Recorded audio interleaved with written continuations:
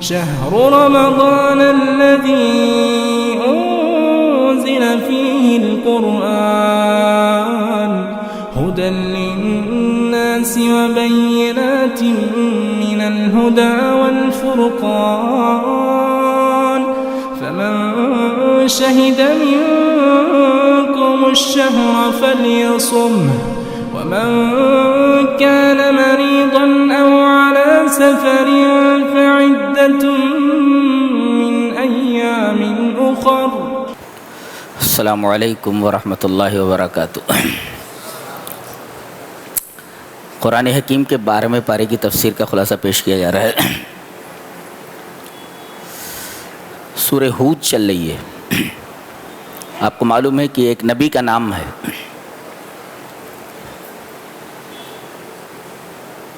سورہ ہود اس طرح شروع ہوتی ہے الف لام را کتاب احکمت آیاتہ ثم فصلت من لدن حکیم خبیر. یہ جو قرآن ہے، جو کتاب ہے،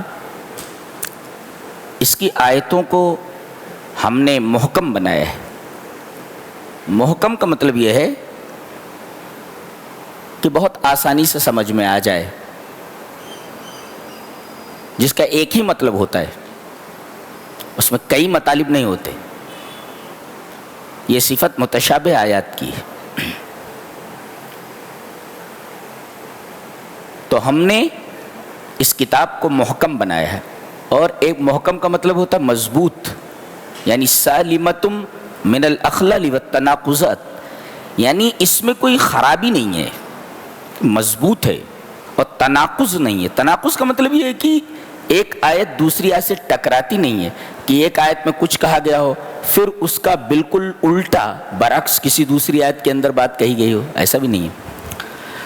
ثم فصلت، پھر جتنی بھی اہم باتیں ہیں اللہ تبارک و تعالیٰ نے اس کی تفصیل بیان فرما دی ہے.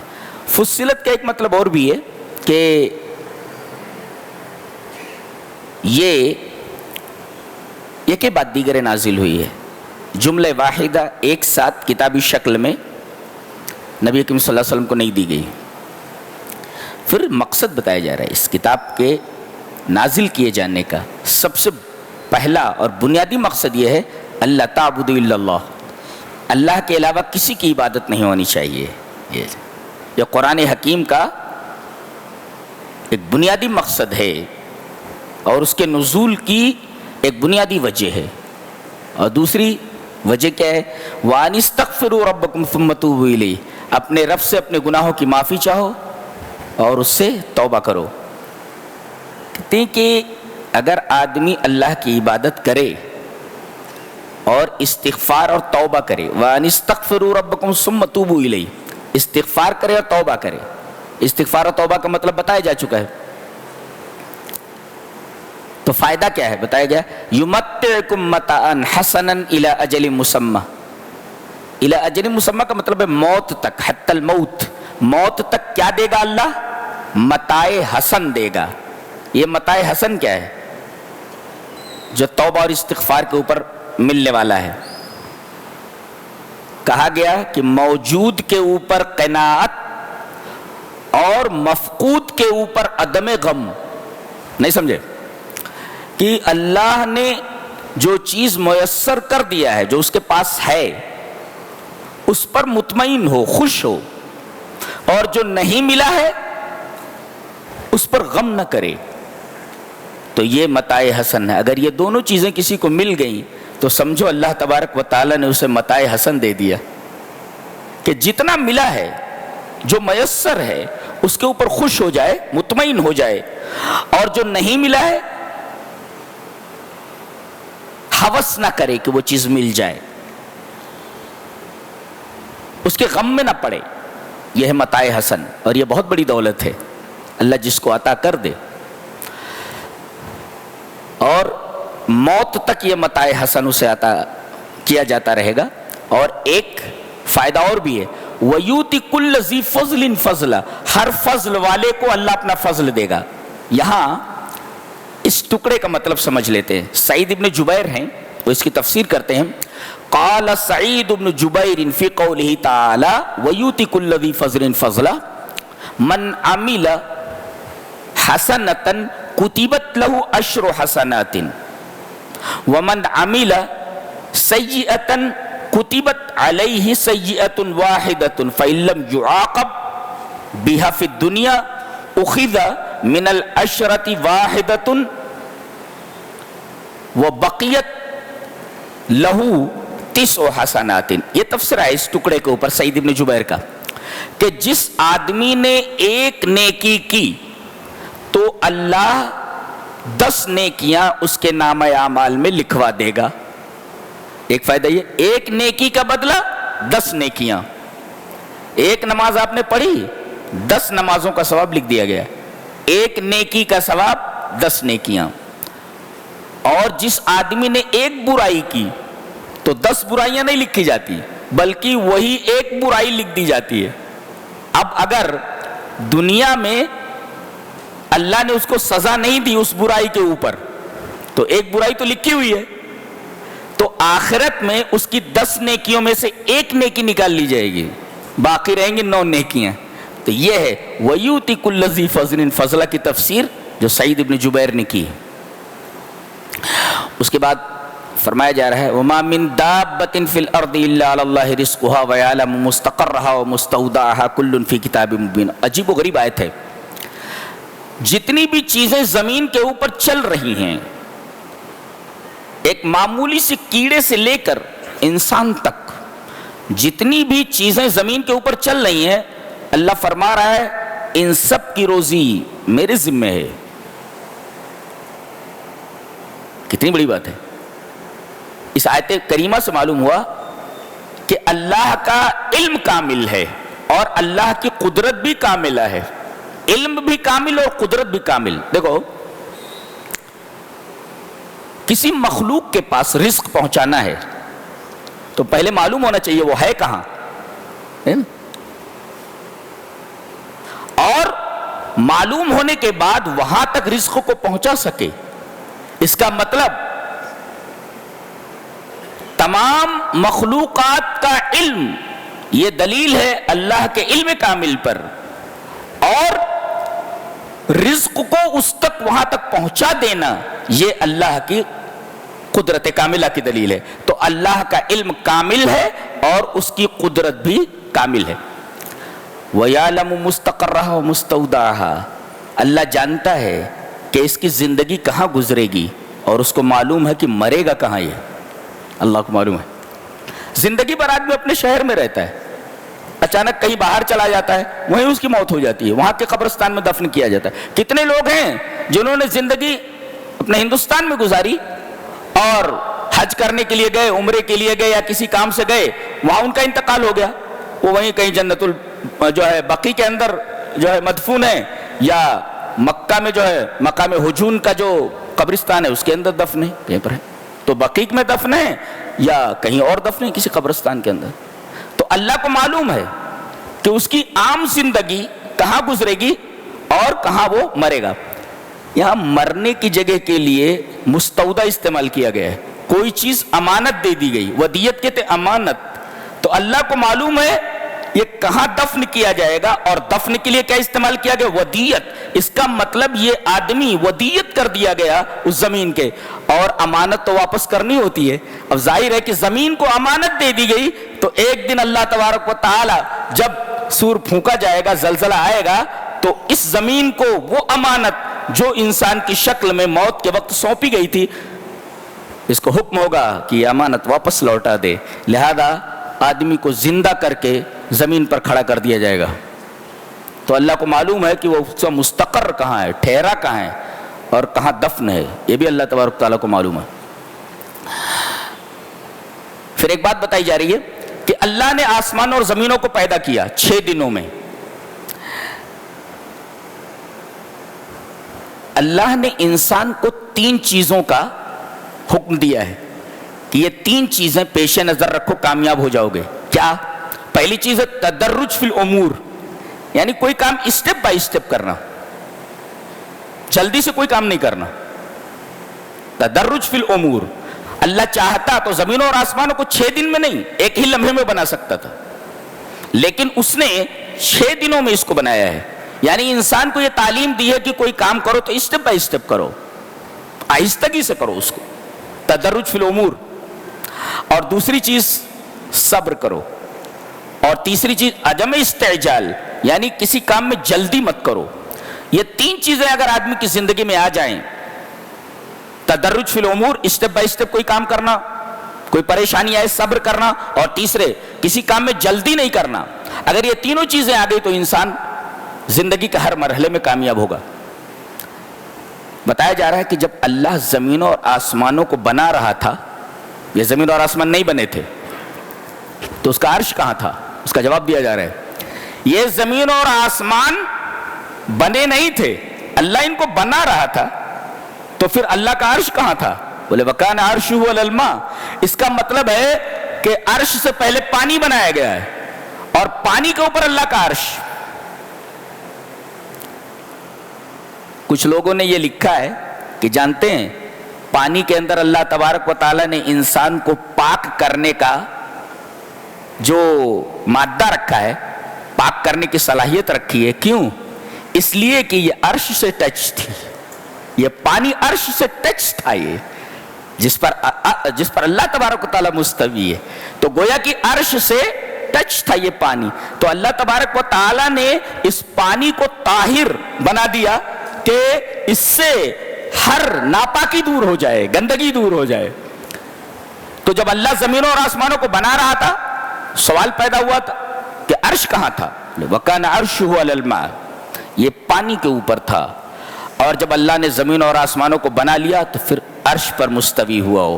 وَكَانَ عَرْشُهُ عَلَى الْمَاءِ، پھر زمین اور آسمان جب بن گئے، بناتے وقت اس کا عرش پانی کے اوپر تھا، جب آسمان و زمین بن گئے تو وہ عرش پر مستوی ہوا، اور وہ مستوی کیسے ہے اس کی کیفیت مجہول ہے، معلوم نہیں۔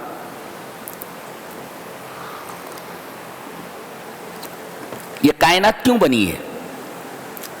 بعض لوگ کہتے ہیں اللہ نے یہ کائنات اپنے کسی پیارے کی وجہ سے بنایا ہے، ایسا نہیں،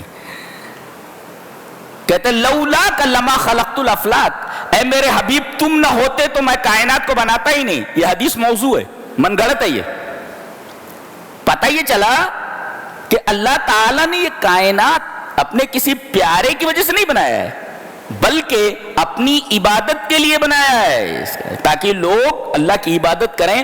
تو مقصد تخلیق انسانی یہ اللہ کی عبادت ہے، اور کائنات کو پیدا کر دینے کا مقصد کیا ہے؟ بتایا گیا لِيَبْلُوَكُمْ أَيُّكُمْ أَحْسَنُ عَمَلًا، لی تاکہ، وجہ لام تعلیل، وجہ تاکہ وہ آزمائے کہ تم میں کون سب سے بہترین عمل کرنے والا ہے۔ ایک مفسر لکھتا ہے کہ لم یقل بالاکثر،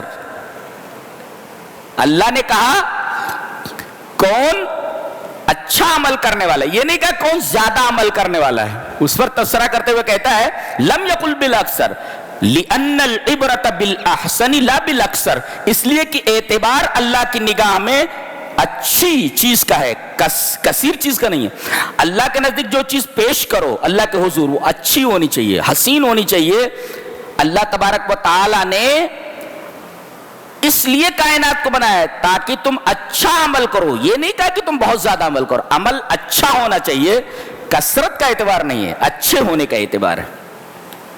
اس کے بعد انسان کی دو فطری قباحتوں اور خرابیوں کا ذکر کیا گیا ہے کہ اللہ تعالی جب کسی انسان کو نعمت دیتا ہے، اور دینے کا لفظ نہیں ہے یہاں، چکھاتے ہیں، اس کا مطلب یہ ہوا کہ دنیا میں جو کچھ نعمتیں دی جا رہی ہیں آدمی خالی چکھ رہا ہے، اصل کھینچ کہاں ہے؟ جنت میں، یہاں تو خالی چکھ رہا ہے۔ اللہ فرما رہا ہے جتنی نعمتیں دی جا رہی ہیں وہ چکھنے کے درجے میں ہیں، گویا یہ دنیا آخرت کا شو روم ہے، خالی اصل نعمتیں وہاں پر ہیں، وہ خالی شو روم ہے، بس دیکھ لو آپ، اصل نعمتیں جنت کے اندر ہیں۔ تو چکھنا، وَلَئِنْ أَذَقْنَاهُ، ذوق مانے چکھنا، ہم چکھا دے رہے، جتنی بھی نعمت آپ کو دنیا میں مل جائے وہ چکھنے کے درجے میں ہے، اصل کھینچ کہاں ہے؟ کھانا کہاں ہے دبا کر کے؟ جنت کے اندر ہے، یہاں آپ چکھ رہے ہیں۔ تو انسان کی دو فطری کمزوریوں کا ذکر کیا گیا کہ ہم جب نعمت دیتے ہیں اور نعمت دینے کے بعد چھین لیتے ہیں تو کہتے ہیں کہ یہ بڑا مایوس ہو جاتا ہے اور ناشکرا ہو جاتا ہے، اور جب ہم تکلیف کے بعد اس کو نعمت عطا کرتے ہیں تو کہتا ہے دیکھو میری مصیبت چلی گئی، رہبت سیئات عنی، میری مصیبت چلی گئی، اور پھر اترانے لگتا ہے اور فخر کرنے لگتا ہے۔ ابھی دیکھو دو خرابیاں ذکر کی گئی۔ آدمی کو سوچنا چاہیے کہ جس نے نعمت دے کر کے چھینا ہے وہ دوبارہ بھی دے سکتا ہے۔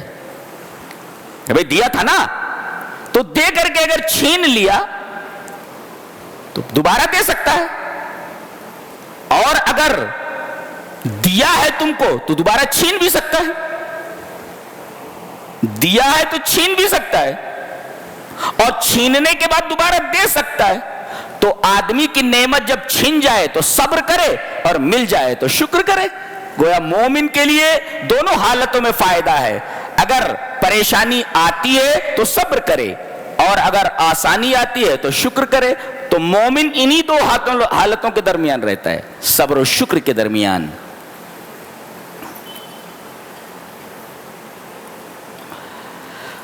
اس کے بعد حضرت نوح علیہ السلام کا واقعہ بیان کیا جا رہا ہے۔ یہ پہلا رسول ہے، آدم کے بعد یہ جو ہے پہلے رسول ہے۔ آدم نبی ہیں، یہ رسول ہے۔ انہوں نے اپنی قوم کو 950 سال اللہ کی طرف بلایا۔ اللہ فرما رہا وما آمن معہ الا قلیل۔ 950 سال میں مفسرین نے لکھا ہے کہ کچھ یہی 80 آدمی ایمان لائے تھے۔ آج کتنی پیڑھیاں گزر جائیں، 18 پیڑھیاں گزر جائیں گی اور چند لوگ ایمان لائے۔ وما آمن معہ الا قلیل، تھوڑے لوگ ایمان لائے۔ جب ان کو ان کی قوم کی طرف بھیجا گیا تو قوم جو ہے بہت ہی بحث کرنے والی قوم تھی، تبھی تو کہا گیا فَأَكْثَرْتَ جِدَالَنَا، بہت زیادہ بحث کرنے والی، کثرت سے بحث کرنے والی قوم تھی۔ یہ کون؟ حضرت نوح کی۔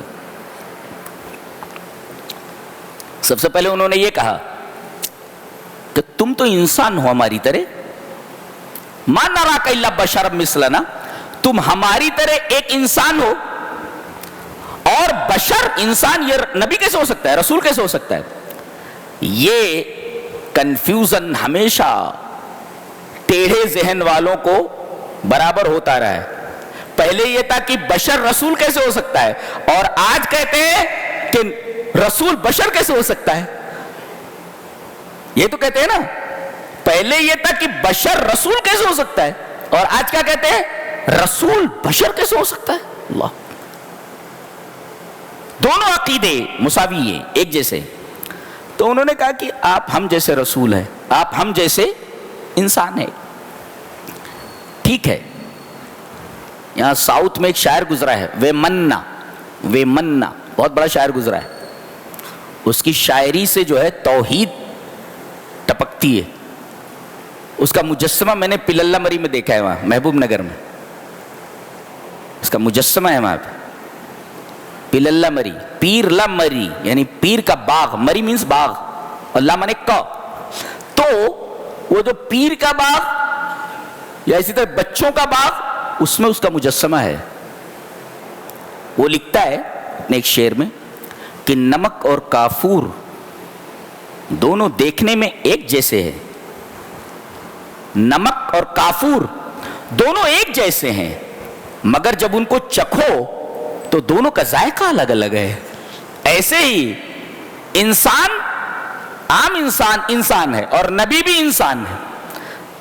دکھنے میں دونوں ایک جیسے ہیں نبی، لیکن دونوں میں فرق یہ ہے کہ ایک کے اوپر وہی اترتی ہے، ایک کے اوپر وہی نہیں اترتی۔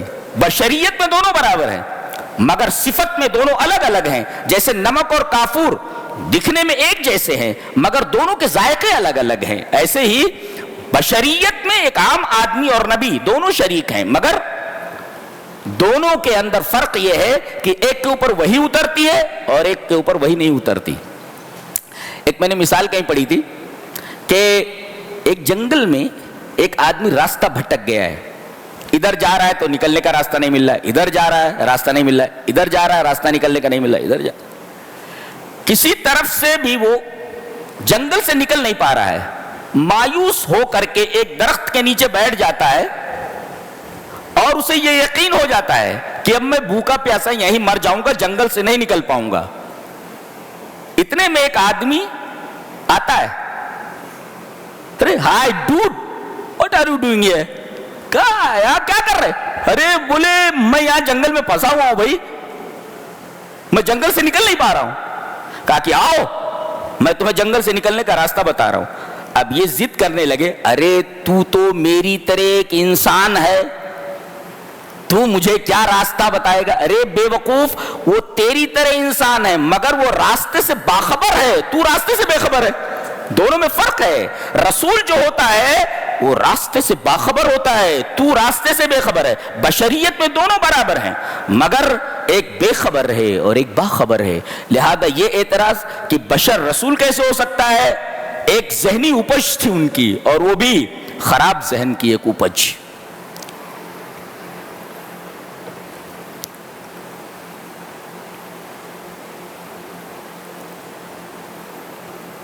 جواب دیا گیا کہ ٹھیک ہے, تم بھی انسان ہو, ہم بھی انسان ہیں, لیکن قال یا قوم ارایتم ان کنت علی بینۃ من ربی, میرے رب کی طرف سے مجھے دلیل ملی ہے, وآتانی رحمۃ من عندہ, اپنی طرف سے اس نے مجھے رحمت نبوہ, سب سے بڑی رحمت نبوت ہے, تو نبوت عطا کی ہے مجھے اور دلیل دی ہے. یہ دیکھیے, تو یہ ضروری نہیں کہ آدمی رسول ہونے کے لیے بشر ہو, ضروری یہ ہے کہ آدمی کے پاس دلیل ہو اللہ کی طرف سے اس کی رسالت کے اوپر.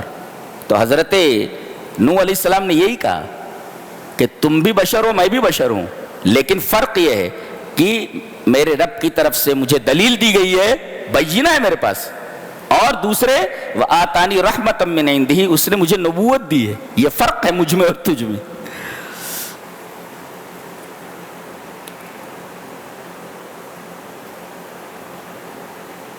فرمایا گیا یہ جو رحمت اور نبوت ہے یہ کسی کو زبردستی نہیں دی جاتی, کسی کو بس تھوپا نہیں جاتا اگر آدمی اسے ناپسند کر رہا ہے.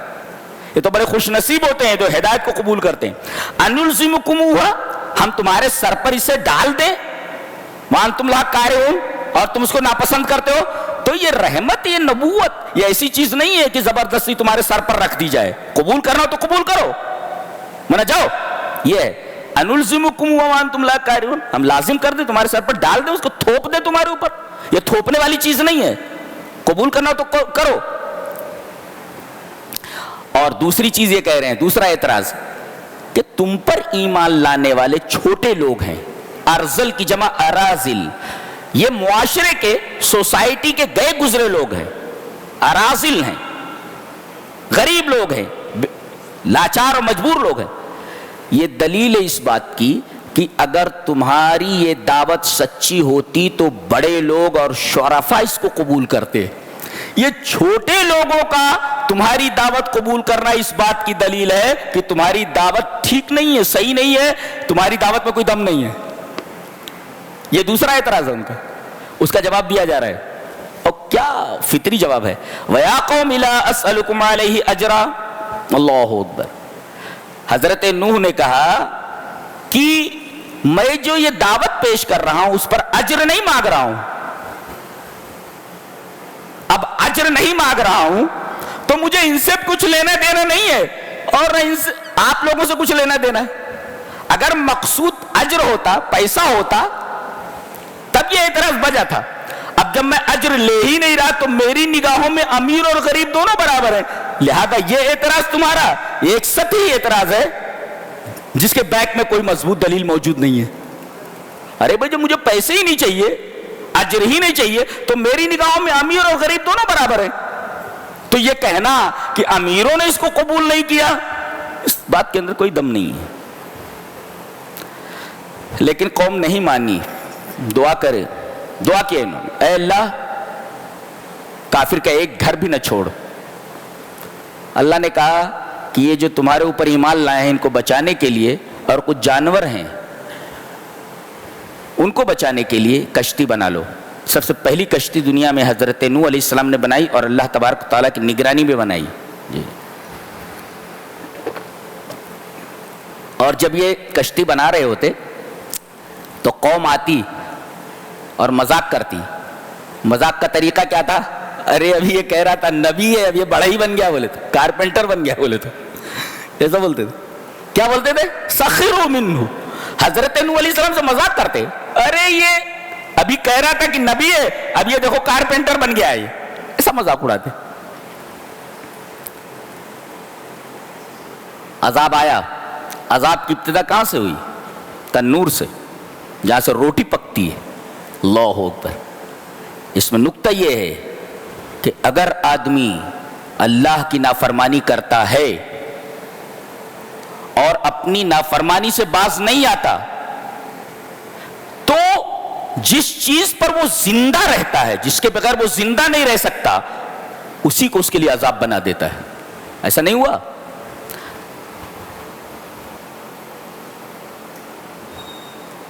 وَأَمَّا عَادٌ فَأُهْلِكُوا بِرِيحٍ صَرْصَرٍ عَاتِيَةٍ. یہ حضرت ہود علیہ السلام کی قوم ہے جن کا بیان آگے ہے. جب ہود کی قوم نے نبی کی دعوت پر لبیک نہیں کہا، جب عذاب آیا تو جانتے ہیں کس چیز کو عذاب بنا دیا گیا؟ ہوا کو. دیکھیے ہوا کے اوپر مدار حیات ہے. اگر ہوا نہ ملے تو آدمی زندہ نہیں رہ سکتا. ہوا کے بغیر، کھانے کے بغیر تو 2-4 روز زندہ رہ سکتا ہے، لیکن ہوا کے بغیر آدمی زندہ نہیں رہ سکتا. اس پر مدار حیات ہے. اللہ تعالیٰ نے اسی اہم چیز کو، انسان کی بنیادی ضرورت کو نافرمانی کرنے پر عذاب بنا دیا. صرف اتنا کہا کہ اپنی اسپیڈ بڑھا دے. اسپیڈ بڑھ گئی، پوری کی پوری قوم تباہ و برباد کر دی گئی اسی ہوا کی وجہ سے جی. تو یہ عذاب تنور سے آیا جس سے آدمی روٹیاں کھاتا ہے، جس سے غذا حاصل ہوتی ہے. اللہ تبارک و تعالیٰ نے تنور کو عذاب بنا دیا. وہیں سے عذاب کی شروعات ہوئی اور پانی بڑھتا گیا. کشتی میں سارے لوگ بیٹھ گئے جتنے بھی ایمان لائے تھے، اور وہ جانور جو پانی میں زندہ نہیں رہ سکتے، یہ سوچو، جو جانور پانی میں زندہ نہیں رہ سکتے تھے ان کو ان کے جوڑے جوڑے نر اور مادہ کشتی میں سوار کر لیے گئے اور کشتی چل رہی ہے. موجیں کیسی ہیں؟ وَهِيَ تَجْرِي بِهِمْ فِي مَوْجٍ كَالْجِبَالِ. پہاڑ کی طرح موجیں ہیں. موجیں ہیں جیسے پہاڑ. اتنا بڑا طوفان آیا تھا. کشتی جا رہی ہے. اس میں ایک نکتہ بڑا اچھا بیان کیا ایک مفسر نے کہ جب کشتی تیار ہو گئی اور تنور ابل پڑا، عذاب کی شروعات ہو گئی، تو آپ نے کہا جلدی جلدی آ جاؤ. سارے لوگ جو ایمان لائے تھے وہ جلدی جلدی کشتی میں آ کر کے بیٹھ گئے، اور جانوروں کو ایک دفعہ کہا تو سارے جانور آ کر کے بیٹھ گئے. ایک مفسر نے کہا کہ 950 برس تک انسانوں کو بلائے لیکن انسان نہیں آئے. ایک بار کہنے پر سارے جانور آ گئے. تو کبھی کبھی ایسا ہوتا ہے کہ انسان جانوروں سے بھی گیا گزرا ہوتا ہے، تبھی تو کہا گیا بلہم اضل، یہ جانوروں سے بھی گئے گزرے ہیں. اللہ تبارک و تعالیٰ نے کئی بار یہ فرمایا کہ کبھی کبھی جانور جو ہوتا ہے وہ انسانوں سے اچھا ہوتا ہے، اچھا ہوتا ہے، اور انسان جانوروں سے بھی گیا گزرا ہوتا ہے. اور دوسرا نقطہ یہ بیان کیا، چڑھو وقال ارکبوا فیہا بسم اللہ مجریہا ومرساہا ان ربی لغفور رحیم فرمائیے. بہت عجیب و غریب نقطہ ہے. ان ربی لغفور رحیم کہا کہ غور سے سن رہے ہو نا، کشتی میں سوار ہو جاؤ. وقال ارکبوا فیہا، کیسے؟ بسم اللہ مجریہا، یہ اللہ کے رحم سے، اللہ کے نام سے چلتی ہے. وہ مرساہا، اللہ کے نام سے ٹھہرتی ہے. یہ جب بھی آپ موٹر سائیکل اسٹارٹ کریں، یہ آیت کریمہ آپ کے ذہن میں ہونی چاہیے. کار اسٹارٹ کریں تو آپ کے ذہن میں آیت کریمہ ہونی چاہیے کہ ہر سواری اللہ کے حکم سے چلتی ہے اور اللہ کے حکم سے رکتی ہے. اگر آپ جا رہے ہیں کار میں، بریک فیل کر دے اللہ تبارک تعالیٰ تو گاڑی بھی گئی، آپ بھی گئے. گویا ہمیشہ آپ اللہ کی نگاہ میں ہیں. جو بھی گاڑی، جو بھی سواری چلتی ہے وہ اللہ کے نام سے چلتی ہے اور اللہ کے نام سے رکتی ہے. لہذا یہ آیت کریمہ جب بھی آپ کسی سواری پر سوار ہوں برابر نگاہ میں رہنی چاہیے کہ کبھی بھی کچھ بھی ہو سکتا ہے. وقال اركبوا فيها بسم الله مجريها ومرساها ان ربي لغفور رحيم. ان ربی لغفور رحیم جو کہا گیا کہ اس میں سوار ہو جاؤ، بدبخت لوگوں کے اوپر تو آج رحم نہیں ہوگا. تم لوگ کشتی میں آ گئے ہو اس لیے کہ اللہ غفور رحیم ہے، تمہیں ایمان کی دولت دی ہے. سامنے بیٹا ڈوبتا نظر آیا، کافرین ڈوب رہے ہیں، سامنے بیٹا ڈوبتا نظر آیا، کبھی نیچے جا رہا ہے کبھی اوپر آ رہا ہے. حضرت نوح علیہ السلام نے دیکھا اس کو، گھبرا گئے. بیٹا کتنا بھی نافرمان ہو، باپ کا دل اسے تکلیف میں دیکھ کر مطمئن نہیں رہ سکتا، اس کا دل تڑپ اٹھتا ہے. باپ کا دل باپ کا دل ہوتا ہے، ماں کا دل ماں کا دل ہوتا ہے.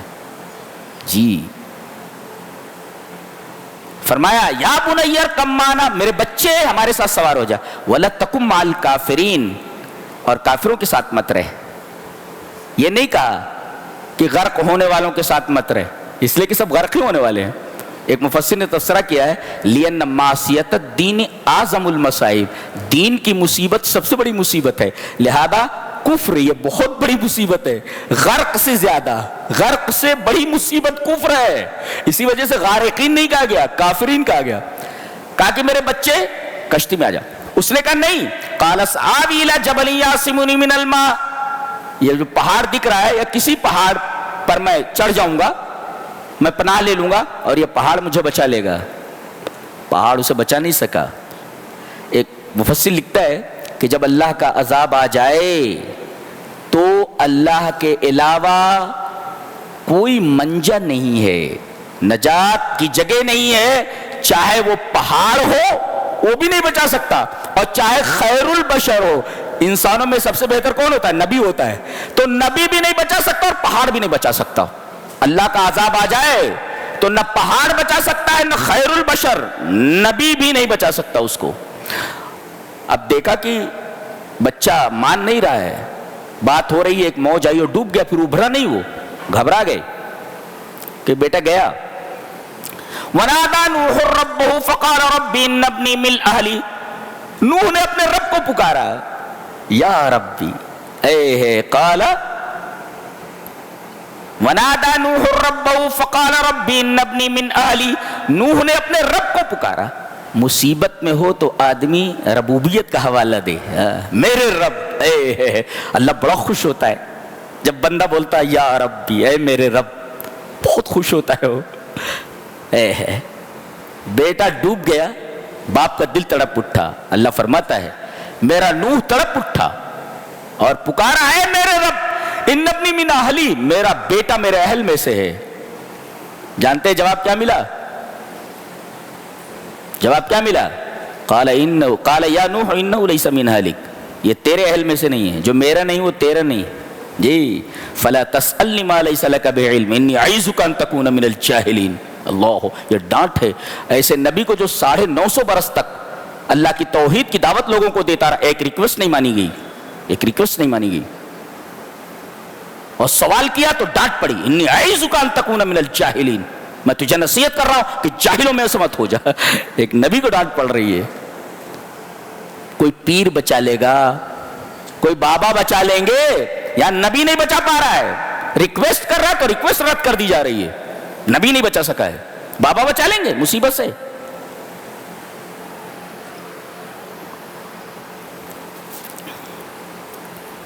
اللہ، فیصلہ آ جائے تو پھر اللہ کے عذاب سے کوئی نہیں بچا سکتا.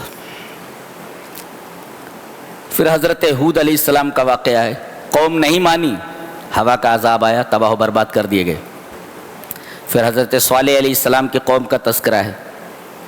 انہوں نے ایک معجزے کا مطالبہ کیا تھا کہ پتھر سے اونٹنی نکال دو. معجزہ ظاہر ہوا، پہاڑ سے اونٹنی نکل آئی، اور وہ بھی گابھن 10 ماہ کی، اور اس نے نکلتے ہی بچہ جنا. اور کہا گیا اس اونٹنی کو کوئی ہاتھ نہیں لگائے گا.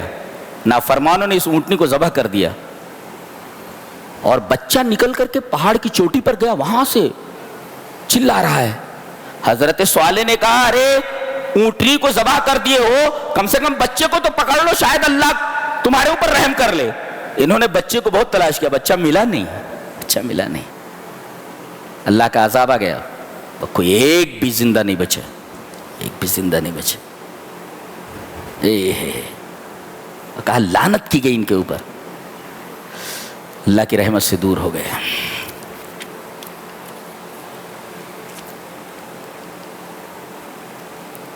اونٹنی کو جس دن ذبح کیا، کہا کہ 3 دن مزے کر لو، جو کھانا ہو کھا لو، جو کرنا ہو کر لو، تمتعوا فی دارکم 3 ایام، only 3 days، 3 دن رہ، ذالک وعد غیر مکذوب، ایسا وعدہ ہے جسے جھٹلایا نہیں جا سکتا، اب تم عذاب کی لپیٹ میں آنے والے ہو، اور تباہ ہو گئے۔ اللہ، عذاب کیسا تھا؟ چیخ ماری، کانوں کے پردے پھٹ گئے، جو جہاں تھا وہیں مر گیا ہو۔ وَأَخَذَ الَّذِينَ ظَلَمُوا الصَّيْحَةُ فَأَصْبَحُوا فِي دَارِهِمْ جَاثِمِينَ، ایک چیخ آئی، اللہ تعالیٰ نے کسی فرشتے کو حکم دیا چیخ مار، اس نے اتنی زور سے چیخ ماری کہ ان کے کانوں کے پردے پھٹ گئے۔ جاسمین، جاسمین کا مطلب ہے لزیم مکانہ فلم یبرح، جو جہاں تھا وہیں رہ گیا، کھڑا تھا کو کھڑا مر گیا، بیٹھا تھا بیٹھا مر گیا، سویا تھا سویا مر گیا، کسی کو سنبھلنے کا موقع نہیں دیا گیا۔ اس کے بعد حضرت ابراہیم کا واقعہ ہے، لوط علیہ السلام کی بستی کو الٹنے کے لیے فرشتے نکلے، اللہ نے بھیجا، تو پہلے چچا کے پاس آئے، حضرت ابراہیم کے پاس، یہ لوط یہ حضرت ابراہیم کے بھتیجے ہیں، یہ چچا ہیں، اب آئے، قالوا سلاما، کہا السلام علیکم، قال السلام، وعلیکم السلام۔ اس کا مطلب جب کوئی کسی کے گھر جائے تو جانے والے کے اوپر ضروری ہے، لازم ہے کہ سلام کرے، اور سننے والا اس کا جواب دے۔ اچھا اچھا، مہمان ہیں آپ، بیٹھیے، تشریف رکھیے۔ فما لبث ان جاء بعجل حنیذ، گئے اور تل کر کے ایک بچڑا لا کر کے رکھ دیا، تلا ہوا بچڑا۔ مہمان نوازی کے آداب میں سے یہ ہے کہ گھر میں جو کچھ ہو مہمان کے سامنے رکھ دو، لیکن اگر اللہ نے نوازا ہے تو کھینچ میں سب سے بہترین چیز بھنا ہوا گوشت، تلا ہوا گوشت، پتھر وغیرہ کا گوشت، یہ بہت بہترین ہے۔ جاء بعجل حنیذ سب سے بہترین کھینچ ہے یہ، دیکھا، جاء بعجل حنیذ، تلا ہوا بچڑا لا کر کے رکھ دیا، گرما گرم۔ اب بچڑا رکھا ہوا ہے، کھینچنا چاہیے نہیں ان کو، بیٹھے ہوئے۔ فلما را، جب انہوں نے دیکھا، ایدیہم لا تصل الیہ، ان کے ہاتھ کھانے کی طرف نہیں بڑھ رہے ہیں، اتنا شاندار کھانا رکھا ہوا ہے، سب بیٹھے ہوئے ہیں، کھینچنا چاہیے نا۔ نکرہم، تو ان کو کچھ اجنبیت سی محسوس ہوئی، واوجس منہم خیفہ، اور ڈر گئے کہ شاید ہمارے دشمن ہمارا نمک نہ کھانا چاہتا ہو۔ اب جب فرشتوں نے دیکھا، یہ انسانی شکل میں تھے، انہوں نے دیکھا کہ یہ ڈر گئے ہیں، اور ان کی بیوی بھی جو بڑھیا تھی وہ دروازے کی اوٹ میں کھڑی ہوئی تھی، وہ بھی دیکھ رہی تھی۔ قالوا لا تخف، آپ مت ڈریے، ہم انسان نہیں ہیں، ہم فرشتے ہیں، انسانی شکل میں آئے۔ تب ان کی جان میں جان ہے، اچھا آپ لوگ فرشتے ہیں، انسانی شکل میں آئے ہیں۔ اچھا، اس سے پتہ چلا کہ نوری مخلوق کھانا نہیں کھاتی، اس کو کھانے کی ضرورت نہیں ہوتی۔ کہتے ہیں رسول نور ہیں، ارے بھائی اگر نور کے بنے ہوئے ہوتے تو آپ تو کھانا کھاتے تھے، نوری مخلوق کھانا نہیں کھاتی، لہذا رسول اللہ صلی اللہ علیہ وسلم کے بارے میں یہ کہنا کہ آپ نور کے بنے ہوئے تھے بالکل غلط بات ہے، اس لیے کہ نورانی مخلوق کھانا نہیں کھاتی، اب نور کے بنے ہوئے نہیں۔ دیکھو نوری مخلوق کھانا نہیں کھا رہی ہے، اس کو کھانے کی ضرورت نہیں ہوتی، انسانی شکل میں آنے کے بعد بھی کھانا نہیں کھاتی۔ اگر رسول نور کے بنے ہوتے تھے تو انسانی شکل میں آنے کے بعد بھی آپ کو کھانے کی ضرورت نہیں تھی، کھانے کی حاجت نہیں تھی، کھانا کی ضرورت۔ اور دوسرے، نبی کو غیب کا علم نہیں ہوتا۔ حضرت ابراہیم اللہ کے خلیل، انہیں معلوم ہے یہ فرشتے ہیں یا انسان ہیں، صاف صاف بتا دیا گیا کہ نبی کو غیب کا علم نہیں ہوتا، ورنہ کوئی سمجھتے کہ یہ فرشتے ہیں تو ایک بچڑا خراب کرنے کی کیا ضرورت تھی جب کھانا ہی نہیں کھا رہے تو؟ اس کا مطلب ہے نبی کو غیب کا علم نہیں ہوتا۔ اس کے بعد کہنے لگے، اب ان کی بیوی جو اوٹ میں کھڑی ہوئی تھی، دیکھا کہ بڈھے ہمارے پہلے بہت ڈر گئے تھے، اب دیکھو کیسے خوش ہو رہے ہیں، تو ہنس پڑی وہ، وامرأتہ قائمۃ فضحکت، لافٹ، ہنسی وہ پیچھے سے کہ بڑھو ابھی جو ہے وہ ڈر گئے تھے, اب دیکھو خوش ہو رہے, پتہ چل گیا کہ یہ فرشتے. اب جب وہ ہنسی تو فبشرناہا باسحاق, فرشتوں نے کہا کہ ہم اللہ کی طرف سے تمہیں خوشخبری دیتے ہیں تمہارے بیٹے کی, بڑے بیٹے اسحاق کی. ومن وراء اسحاق یعقوب, پوتے کی بھی بشارت دے دی. یہ بھی بتایا کہ تمہارے ایک لڑکا ہوگا جس کا نام اسحاق ہوگا, اور اس بیٹے کا بھی ایک بیٹا ہوگا جس کا نام اسرائیل ہوگا, یعقوب ہوگا. اللہ, یہاں بیٹے کی بھی بشارت دے دی اور پوتے کی بھی بشارت دے دی. کہنے لگی قالت یا ویلتا الید وانا عجوز وھذا بالی شیخا, ہائے ہائے, سے مارنے لگے اپنے منہ کے اوپر. کہنے لگی میں بڑھیا ہوں اور میرے یہ شوہر بڈھے ہیں. یہ بڑی عجیب بات ہے, ان ھذا لشیء عجیب, یہ تو بڑی عجیب بات ہے, بچہ کیسے ہوگا. قالوا اتعجبین من امر اللہ, اللہ کے حکم پر آپ کو تعجب ہے, تعجب ہے آپ کو. یعنی اللہ دینا چاہے تو کسی بھی عمر میں بچہ دے سکتا ہے, وہ دے دیا جی, دے دیا. تو یہ حضرت ابراہیم علیہ السلام کا واقعہ تھا. پھر وہ گئے وہاں سے. حضرت ابراہیم علیہ السلام تو لڑنے جھگڑنے لگے, ارے کیوں جو ہے لوط کی بستی کو الٹیں گے آپ لوگ, اس میں کچھ نیک لوگ بھی ہوں گے. کہا کہ نیک لوگوں کو بچا لیا جائے گا نا, جتنے بدماش لوگ ہیں انہی کو اوپر عذاب آئے گا. اور پھر عذاب آیا, بستی کو اٹھا لیا گیا, مرسا تل پٹ کر دیا گیا, کوئی زندہ نہیں بچا. الٹا کر دیا, الٹا کام کرتے تھے, بستی کو الٹ دیا گیا.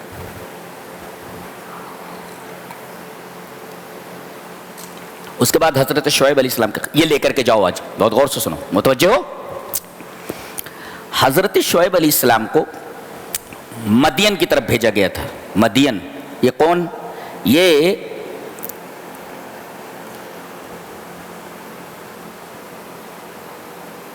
ایک شخص تھے, غالباً یہ حضرت آدم کے ایک بیٹے ہیں. مدین, انہی کے نام پر یہ شہر بسایا گیا تھا, مدین. اسی شہر کی طرف حضرت شعیب کو بھیجا گیا. یہ قوم کافر تو تھی, ایک خرابی اور تھی, یہ پیسہ پورا لیتے تھے, تول کم دیتے تھے.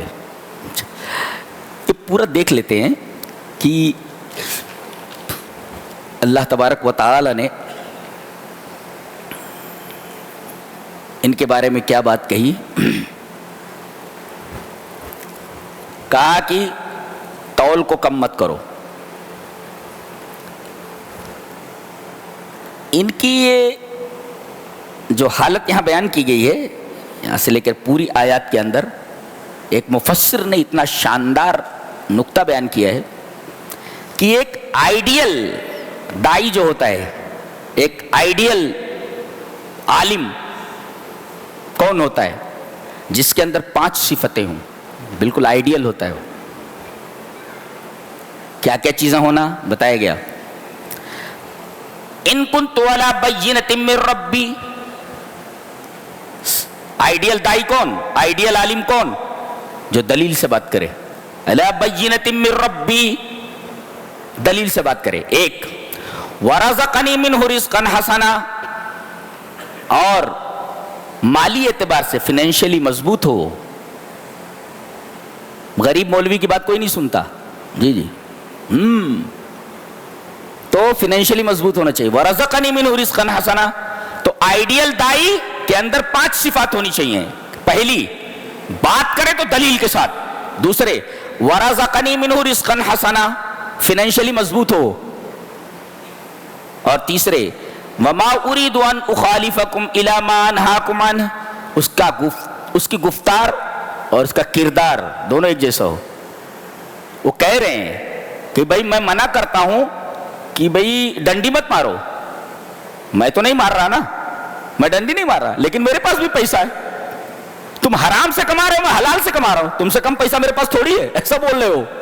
تم سے کم پیسہ میرے پاس تھوڑی ہے, لیکن میں جس چیز سے منع کر رہا ہوں اس چیز کو میں کر نہیں رہا ہوں. یعنی آدمی کے گفتار میں اور کردار میں مساوات ہونی چاہیے. یہاں تو لوگ گفتار کے غازی ہیں, کردار کا غازی کوئی ہے ہی نہیں. تو ایک بینۃ من ربی, عالم دلیل سے بات کرے, فائنینشلی مضبوط ہو, مالی اعتبار سے اچھا ہو. اور تیسرے, اس کی گفتار اس کے کردار میں فرق نہ ہو.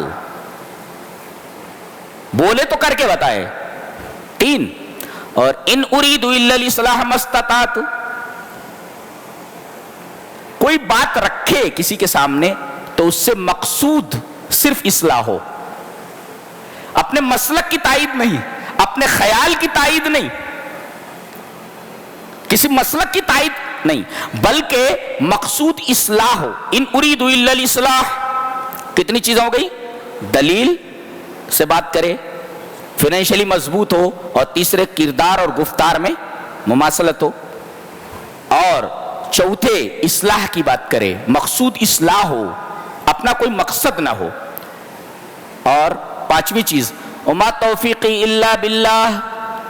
یہ سب سے بڑی چیز ہے کہ محنت کرے، دعوت پیش کر دے، نتیجہ اللہ پر چھوڑ دے. کوئی سنے یا نہ سنے، کوئی مانے یا نہ مانے. وما توفیقی الا باللہ علیہ توکلت و الیہ انیب. یہ 5 صفتیں جس دائی کے اندر ہوں، جس عالم کے اندر ہوں، وہ آئیڈیل دائی ہے اور وہ آئیڈیل عالم ہے.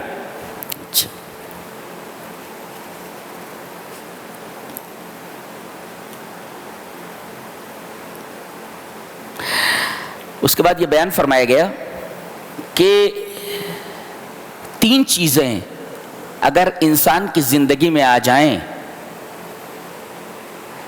تو انسان کامیاب ہے. کیا؟ ایک تو استقامت. استقامت یعنی کام کو مستقل کرتا رہے، استمرار. کوئی مانے یا نہ مانے. نوح علیہ السلام کی مثال سامنے ہے، استمرار 950 سال تک بلاتے رہے. استقامت اس کو کہتے ہیں، جمع رہے اس کے اوپر. وَلَا تَطْغَوْا. اور جذبات میں نہ آئے.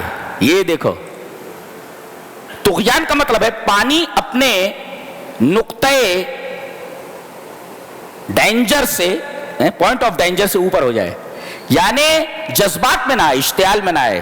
دیکھو استقامت بھی نہیں آج مسلمانوں میں، اور دوسرے بات بات میں جذبات میں آ جاتے ہیں. 2 اور تیسرے وَلَا تَرْكَنُوا إِلَى الَّذِينَ ظَلَمُوا. ظالم لوگوں کی طرف مائل بھی مت ہو. بڑی شاندار بات کہی گئی، ظالم لوگ. یعنی آپ کسی تہذیب میں اپنے آپ کو ضم نہ کریں. آج دیکھو یورپ سے کوئی بھی چیز آتی ہے فوراً آدمی اس کو وحی الہی کی طرح ایکسپٹ کر لیتا ہے. تو ظالموں کی طرف جھکو نہیں. ظالموں کی بات ماننا تو گناہ ہے ہی، ظالموں کی طرف جھکنا بھی بہت بڑا گناہ ہے. ہم کتنا جھکے ہوئے دیکھو. ہم نے ان کی پوری تہذیب اپنے اندر سمو لی، ہم ان کی تہذیب میں ضم ہو گئے ہیں، جبکہ کہا گیا ظالموں کی طرف مائل بھی مت ہو. یہ 3 چیزیں ہونی چاہیے. ایک تو اپنا کام استقامت کے ساتھ کرتے رہیں، استقامت کے ساتھ دین کے اوپر جمے رہے. ایک اور دوسرے جب کوئی بات آ جائے تو آپ جذبات میں مت آئیں. جذبات میں آنے کی وجہ سے کتنی تکلیف ہو رہی ہے آپ کو معلوم ہے. اور تیسرے یہ کہ ظالموں کی طرف جھکنا نہیں. آج ہم ان میں ضم ہو چکے ہیں. یہ تینوں چیزیں مسلمانوں میں نہیں ہیں. اس کے بعد ان نبیوں کے واقعات بیان کرنے کے بعد ایک بڑی پیاری بات کہی گئی، بہت غور سے سنو. کہا گیا کہ یہ جو ہم واقعات بیان کر رہے ہیں وَكُلًّا نَقُصُّ عَلَيْكَ مِنْ أَنْبَاءِ الرُّسُلِ، یہ جو رسولوں کے واقعات ہم بیان کر رہے ہیں، جانتے ہیں ان کا مقصد کیا ہے؟ مَا نُثَبِّتُ بِفُؤَادِكَ، تاکہ تمہارا دل مضبوط ہو. اس سے ایک مفسر نے کہا ہے جب حالات بہت خراب ہو جائیں اور ایسا لگے کہ مسلمانوں کے اوپر ظلم و ستم کے پہاڑ توڑے جا رہے ہیں اور بہت پریشان ہو رہے ہیں، حالات بہت خراب ہو گئے ہیں، تو پھر دل مضبوط کرنے کے لیے انبیاء کے واقعات پڑھے جانے چاہیے تاکہ دل مضبوط ہو. اس لیے کہ اللہ فرما رہا ہے ہم جو انبیاء کے واقعات بیان کر رہے ہیں اس کا مقصد ہے کہ آدمی کا دل مضبوط ہو. پھر حضرت یوسف علیہ السلام کا واقعہ سورہ یوسف. انہوں نے خواب دیکھا اور باپ سب سے زیادہ محبت کرتا تھا ان سے. حضرت یعقوب سب سے زیادہ محبت کرتے تھے حضرت یوسف سے. انہوں نے خواب بیان کیا، اپنا خواب دیکھا کہ یا ابتی، میرے ابا، میں نے 11 ستاروں کو اور چاند اور سورج کو سجدہ کرتے ہوئے دیکھا ہے. قال یا بنی لا تقصص رؤیاک علی اخوتک، اپنے بھائیوں کو یہ خواب بیان مت کرنا. فیکیدوا لک کیدا، یہ تیرے خلاف سازشیں کرنے لگیں گے. اس سے ایک مفسر نے بڑا اچھا نقطہ بیان کیا کہ بعض حاسد ایسے ہوتے ہیں کہ آپ کی نعمتوں کے اوپر تو حسد ہوتا ہی ہے، آپ کے اچھے خواب پر بھی انہیں انتہائی جلن ہوتی ہے کہ اچھا خواب کیوں اس نے دیکھا۔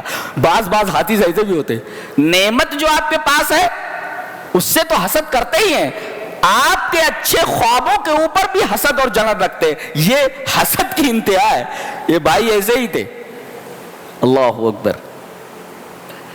اور ایک نقطہ اور بیان کیا گیا ہے کہ بڑے جب چھوٹوں کو کسی بات سے روکیں تو رک جانا چاہیے۔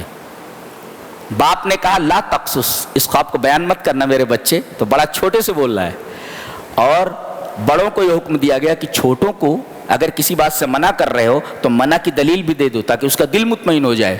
تو کہا گیا فَيَكِيدُ لَكَ كَيْدًا، ہو سکتا ہے تیرے بھائی تیرے خلاف مکر نہ کرنے لگے، چال نہ چلنے لگے۔ تو دیکھو چھوٹوں کو اگر بڑے نصیحت کریں تو بڑوں کی نصیحت کو مان لینا چاہیے چھوٹوں کو، اور بڑوں کو چاہیے کہ اس کی دلیل دے دیں تاکہ چھوٹا مطمئن ہو جائے کہ کیوں منع کیا جا رہا ہے۔ ایسا وہ باپ کی چاہت تھی بہت زیادہ، کہا کہ ابا ہماری طرف زیادہ توجہ نہیں دیتے ہیں، کیا کیا جائے، اس بانسی کو ہٹا دیا جائے، ختم کر دیا جائے۔ میٹنگ بیٹھی ان لوگوں کی، کہا کہ اقتلوا یوسف او اطرحوہ ارضا یخل لکم وجہ ابیکم۔ اس میں ایک بڑا پیارا نکتہ ہے کہ انہوں نے کہا کہ یوسف کو قتل کر دو یا انہیں کہیں لے جا کر کے پھینک دو۔ مقصد کیا تھا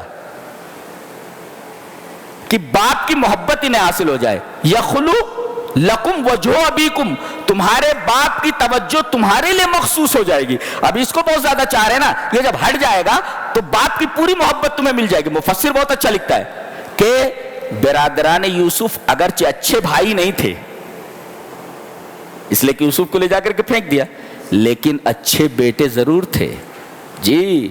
ان کا مقصد یہ تھا کہ باپ کی محبت کی نظریں ہماری طرف خاص ہو جائیں، ہمارے لیے خاص ہو جائیں۔ آج دیکھو کتنے نمازی ہیں، کتنے روزہ دار ہیں، لیکن باپ سے بات کرنا پسند نہیں کرتے، تو تم تو برادران یوسف سے بھی گئے گزرے ہو۔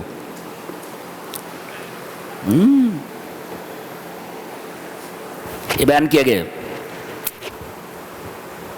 ان کا مقصد باپ کی محبت کو حاصل کرنا تھا۔ بہرحال بہلا پھسلا کر کے لے کر کنویں میں ڈال کر کے آ گئے، اور کرتا نکال لیا ان کا، اور اسے ایک بھیڑ ذبح کر کے اس کے خون میں لت پت کر کے شام میں آئے۔ کہتے شام میں کیوں آئے؟ مفسر بولتا ہے، کہتے شام میں اس وقت اس وجہ سے آئے، نہیں تو آ سکتے تھے، زیادہ دور نہیں تھا وہ کنواں اور وہ فیلڈ جہاں پر یہ لوگ جاتے تھے، تاکہ جب یہ جھوٹ بولیں تو باپ چہرے سے ان کے جھوٹ کو پکڑ نہ لے۔ ایک محقق کہتا ہے کہ قتل ایک ایسا جرم ہے، قتل ایک ایسا جرم ہے یا گناہ یا جھوٹ ایسا جرم ہے کہ آدمی بولنے لگے کہ اس کے چہرے سے پتہ چل جاتا ہے جھوٹ بول رہا ہے۔ اور دوسرے، قتل اتنا خطرناک جرم ہے کہ قاتل کتنا بھی احتیاط برتے، کتنا بھی کیئرفل ہے، کوئی نہ کوئی کلو ضرور جو ہے چھوڑ جائے گا، اور تفتیش کرنے والے اس کلو کو سامنے رکھ کر قاتل تک پہنچ جائیں گے۔ دیکھیے یہ لوگ قمیص لائے، خون میں ڈبو کر لائے، مگر پھاڑا نہیں تھا انہوں نے کہا کہ یہ رہا اس کا کرتا بھیڑیا کھا گیا۔ فوراً حضرت یعقوب تاڑ گئے کہ غلط ہے، اس لیے کہ اگر بھیڑیا کھائے ہوتا تو کرتا پھٹا ہوا ہوتا، اس کا مطلب کلو چھوڑ گئے۔ یہ قاتل کہیں نہ کہیں غلطی ضرور کرتا ہے جس کی وجہ سے اسے پکڑ لیا جاتا ہے۔ یہ قتل اتنا بڑا جرم ہے کہ کتنا بھی کوئی احتیاط برتے ضرور پکڑ لیا جاتا ہے۔ شام میں کیوں آئے؟ اس لیے کہ جب باپ سے جھوٹ بولنے لگے، اور وہ بھی نبی سے جھوٹ بول لیں، تاکہ اندھیرے میں باپ ان کے چہروں سے ان کا جھوٹ نہ پڑ سکے۔ اس لیے کہ the face is index of mind، اس لیے کہ چہرہ جو ہوتا ہے وہ اندروں کا آئینہ دار ہوتا ہے۔ آپ جو بول رہے ہیں نا آپ کے چہرے سے جھلکتا ہے۔ آپ گاڑی میں بیٹھے رہے نا، آپ کے پاس ٹکٹ نہیں ہے، ڈائریکٹ ٹی سی آپ کے پاس آتا ہے، پلیز ٹکٹ بولتے ہو، اس لیے کہ آپ کے اعضا بولتے ہیں۔ ٹی سی آیا تو اسی سے دیکھنے لگتے، ٹی سی فوراً سمجھ جاتا ہے اس کے بعد ٹکٹ نہیں، پکڑ لیتا ہے۔ گویا کہ اعضا بولتے ہیں، قیامت کے دن بولیں گے، کیا تعجب ہے، بولتے۔ اس وجہ سے وہ شام میں آئے تاکہ ان کا جھوٹ نہ پکڑا جا سکے. جھوٹ پکڑا گیا. وجاؤ علی قمیص بدم کذب, جھوٹے خون کے ساتھ قمیص لے کر کے آئے. قال بل سولت لکم انفسکم امرا, فوراً انہوں نے کہہ دیا حضرت یعقوب نے, تمہارے دل نے یہ باتیں گڑھ لی ہیں. کیوں؟ اس لیے کہ بچے نے خواب کیا بیان کیا تھا کہ 11 ستارے, چاند اور سورج سجدہ کر رہے ہیں, تو مر کیسے جائے گا یہ؟ ولما تسجد بالکواکب, ابھی تک تو چاند اور سورج نے اور ستاروں نے اس کو سجدہ ہی نہیں کیا ہے, یہ مر کیسے جائے گا؟ ابھی خواب بیان کے تعبیر کہاں گئی؟ تعبیر سے پہلے مرے گا کیسے یہ, جبکہ خواب سچا ہے؟ اس وجہ سے انہیں یقین نہیں آیا. سمجھے؟ جی جی جی جی. ایک بات لے کر کے جاؤ, کبھی کبھی کوئی چیز جس کو ہم بری سمجھتے ہیں, شر, اس کے اندر خیر ہوتا ہے. باپ کی محبت اچھی چیز تھی, لیکن اس اچھی چیز نے حضرت یوسف علیہ السلام کو کہاں پہنچا دیا؟ کنویں میں. دیکھو, اچھی چیز سے خراب چیز کا نتیجہ نکلا. نتیجہ کیا نکلا؟ خراب. اور کنویں میں ڈالنا جانا ایک خراب چیز ہے, نتیجہ کیا نکلا؟ عزیز مصر کیا پہنچ گئے؟ اکریمی مسوا, وہاں ان کی عزت ہونے لگی. دیکھو, نیچے ڈال دیا گیا تھا, اوپر پہنچ گئے, عزت ہونے لگی. اور ان کے گھر میں عزت ایک اچھی چیز تھی, مگر وہاں سے جیل پہنچ گئے, یہ بری چیز تھی. اچھی چیز سے نتیجہ برا نکلا. اور جیل میں پہنچ گئے, جیل بری چیز ہے, وہاں سے عزیز مصر بن گئے. دیکھو, جیل سے ڈائریکٹ عزیز مصر, ڈائریکٹ وہاں کا بادشاہ. دیکھ رہے ہیں آپ؟ اور اللہ تبارک و تعالیٰ نے اپنی ایک صفت ذکر فرمائی ہے, لطیف. لطیف کا مطلب من یعلم بخفاء الامور ودقائقها وغوامضها, کہ جو ایسی چیزوں کو جانتا ہے جو انتہائی باریک ہوتی ہیں, انسان کی نگاہ اس کے اوپر نہیں جاتی. بظاہر ہم سمجھ رہے ہیں وہ کنویں میں پہنچ گئے, لیکن اللہ یہ کہہ رہا ہے کہ اب یہ مصر کی بازار میں جانے والا, مصر میں جانے والا. دیکھو, اللہ تبارک و تعالیٰ کی صفت لطیف کا پورا یہ واقعہ مظہر ہے. جی, اب وہاں پہنچے, کہتے ہیں کہ جب اس نے گناہ پر آمادہ کرنا چاہا, آمادہ نہیں ہوئے, بھاگے. اب یہ پیچھے دوڑی, حالانکہ جب لائی تھی تو تمام دروازے بند کر دیے تھے. وغلقت الابواب, تمام دروازے بند کر دیے. گناہ کا پورا سامان موجود ہے, کوئی دیکھنے والا نہیں ہے. ایسے میں یہ نوجوان جس کی ابھی شادی نہیں ہوئی ہے, اللہ سے ڈر کر کے دروازے کی طرف بھاگ نکلا. آج لوگ یہ کہتے ہیں نا, ارے آوے کہاوا بگڑا ہوا ہے, میں اکیلا کیسے نیک بن سکتا ہوں؟ تمام لوگ حرام کھا رہے ہیں تو میں ہی حلال کیسے کھا سکتا ہوں؟ یہ شعیب علیہ السلام کی قوم کا مزاج ہے. انہوں نے جب حضرت شعیب بار بار کہتے تھے کہ حرام مت کھاؤ, یہ ناپ تول میں کمی مت کرو, تو کیا بولتے تھے؟ قالوا یا شعیب ما نفقہ کثیرا مما تقول, تیری باتیں ہماری سمجھ میں نہیں آتی. ایک مفسر نے لکھا ہے کہ علماء کی باتیں حرام خوروں کی سمجھ میں نہیں آتی. بہت اچھا لکھا ہے, بہت اچھا. وہ کہہ رہے ہیں کہ بھئی حرام مت کھاؤ, وہ کہہ رہے تیری بات ہماری سمجھ میں نہیں آ رہی ہے, تو حرام کھا رہے ہو نا. ایک عالم بول رہا ہے, نبی بول رہا ہے, اس کا مطلب حرام خوروں کو علماء کی بات سمجھ میں نہیں آتی. کیا بول رہا ہے, پتہ نہیں کیا بول رہا ہے. بھاگے تو کہہ رہے اکیلا چنا کیا بھاڑ پھوڑ سکتا ہے؟ نہیں, گناہوں سے بچنے کے لیے تم بھاگ کر تو دیکھو دروازے کی طرف. دروازے کھلتے چلے گئے. تم بھاگ کر تو دیکھو, دروازے کھولنے والا اللہ ہے. تم پاکیزگی اختیار تو کرو, اللہ راستہ دینے والا ہے. تم حلال کمائی کی طرف بڑھو تو اللہ تبارک تعالیٰ حلال کے لیے دروازے کھولنے والا ہے. اکیلا آدمی بھاگ رہا ہے گناہ سے اور دروازے کھلتے چلے گئے, سارے دروازے بند تھے, دروازے کھلتے چلے گئے. تو تم حلال کی طرف بھاگو تو دروازے کھولنے کی ذمہ داری اللہ کے اوپر ہے, وہ حلال کے دروازے تمہارے لیے کھول دے گا. جی, یہ نقطہ ملا. اور پیچھے سے کرتا پھٹ گیا, پیچھے سے پکڑا اس نے. دیکھو قرآن بولتا ہے گنہگار یہ نہیں, مطلب سامنے سے پھٹا ہوتا. اگر انہوں نے دست درازی کی ہوتی تو کرتا سامنے سے پھٹا ہوتا, پیچھے سے نہیں. فوراً گواہی دینے والے نے گواہی دیا کہ کرتا پیچھے سے پھٹا ہے تو یہ عورت مجرم ہے, دیکھا گیا تو پیچھے سے پھٹا ہے. قال انہ من کیدکن, یہ تمہارا مکر ہے, یہ عورتوں کا. ان کیدکن, لیکن مردوں کا مکر جو ہوتا ہے نا, چلو اس پر کل بحث کریں گے. مردوں کا مکر کتنا ہوتا ہے, مکر کتنے طریقے کا قرآن نے بیان کیا, کتنے لوگوں کا مکر ہوتا ہے, یہی بتا دیتا ہوں. ایک بحث بعد میں کریں گے. ایک ہوتا ہے مکر عورتوں کا, جس کو قید النساء. ایک مکر ہوتا ہے, ایک چال ہوتی ہے قید الکافرین, یہ بھی قرآن میں ہے, وما قید الکافرین الا فی ضلال, ان کا بھی قید ہوتا ہے. اور ایک ہوتا ہے قید الرجال, مردوں کا مکر اور مردوں کی چال ہوتی ہے. یہ تین قسم کی چالیں ہیں, ان پر ہم کل انشاءاللہ بحث کریں گے. اور ان چالوں میں فرق کیا ہے. اس کے بعد یہ جیل میں جب چلے گئے اور انہوں نے تمنا کی کہ مجھے جیل بھیج دیا جائے, قال رب السجن احب الی مما يدعوننی الیہ, یہ عورتیں بھی شامل ہو گئی ہیں مجھے گناہ میں مبتلا کرنے کے لیے, تو اے میرے رب مجھے جیل پسند ہے مگر یہ گناہ پسند نہیں ہے. اللہ کہا کہ اگر تو مجھ سے ان کے مکر کو نہیں پھیرے گا, وَإِلَّا تَصْرِفْ عَنِّي كَيْدَهُنَّ, یہ جو چال چل رہی ہیں تو اصبو الیہن, میں ان کی طرف مائل ہو جاؤں گا, واکم من الجاہلین, اور میں جاہل ہو جاؤں گا. جاہلوں میں دیکھو اس میں بتایا گیا کسی کے پاس اگر حقیقی علم ہوتا ہے تو گناہ سے بچ جاتا ہے وہ, اس لیے انہوں نے کہا گناہ میں مبتلا میں جو ہوں گا وہ جہالت کی وجہ سے ہوں گا, میں جاہل ہو جاؤں گا. اس کا مطلب حقیقی علم آدمی کو زنا میں اور گناہوں میں مبتلا ہونے سے روکتا ہے, جس کے پاس حقیقی علم ہو. یہ رہی کچھ باتیں, انشاءاللہ کل تفصیل سے بحث کریں گے انشاءاللہ. وآخر دعوانا الحمد للہ رب العالمین.